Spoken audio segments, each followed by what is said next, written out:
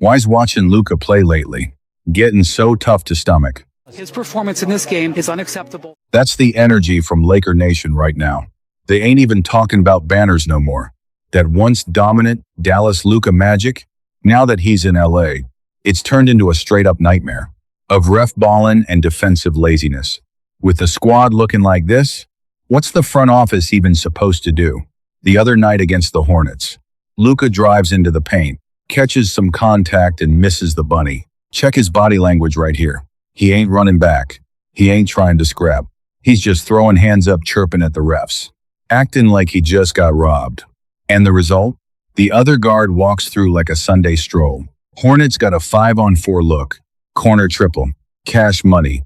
On the replay. That wasn't even a foul worth mentioning.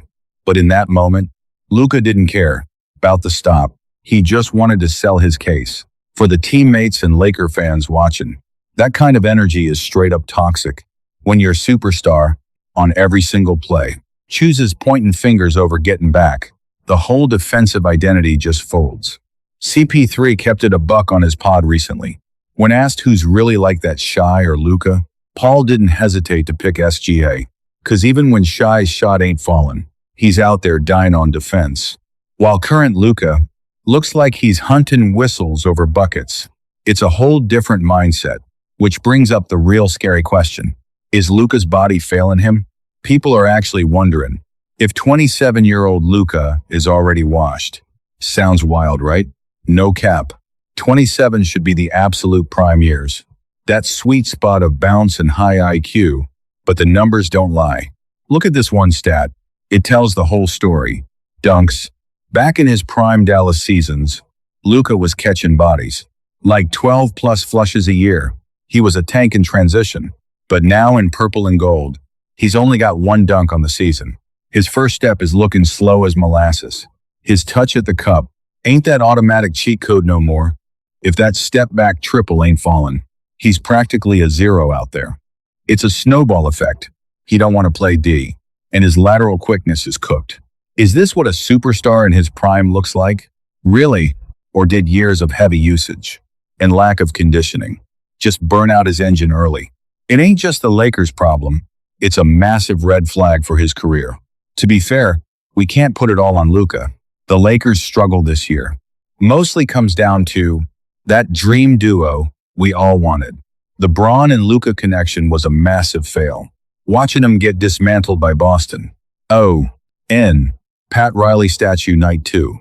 The Lakers had zero answers for that Celtics team ball. When LeBron's on the bench, AR-15 and Luka actually look decent. But when Bron and Luka share the floor, the offense is just clogged up. Two heliocentric stars who need the rock, without enough shooters to space the floor, is just mutually assured destruction. Check this play from last week.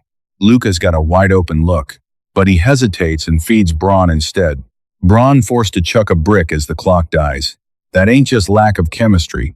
It's a total loss of confidence in roles. Reminds you of Luka and Kyrie's early growing pains. Except for one thing. LeBron is 40 years old. He ain't got time to wait for Luka to figure it out.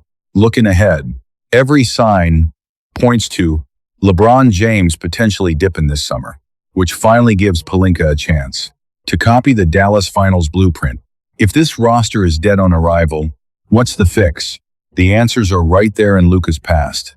How did he get to the finals in Dallas? Step 1 is a secondary bucket getter who can play off ball or lead the break. Lakers already got Austin Reeves.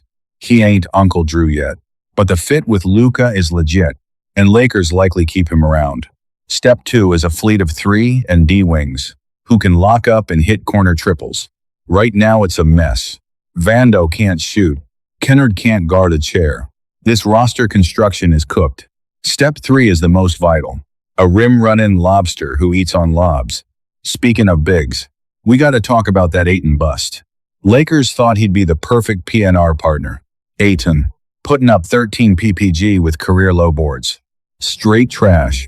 The other night against Boston, JJ Redick looked like he wanted to suit up. He was so mad. Jaylen Brown goes down. Lakers got numbers on the break, but Ayton's just jogging back. Straight up gave up the advantage. When your center is sleepwalking, and your point guard is crying to refs. You ain't winning jack, but there's a light at the end of the tunnel. With Bron's contract coming off the books, Lakers are going to have a massive bag to spend, plus those 3 first-rounders for trade bait. Pelinka's holding the winning hand. Plan A is the nuclear option, pursue Giannis. If the Bucks hit the reset button, a Giannis and Luca duo is game over.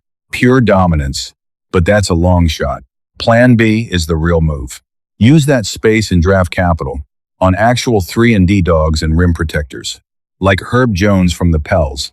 He's an absolute defensive anchor who can cover Luka's tracks. Peyton Watson too. High motor wing with bounce.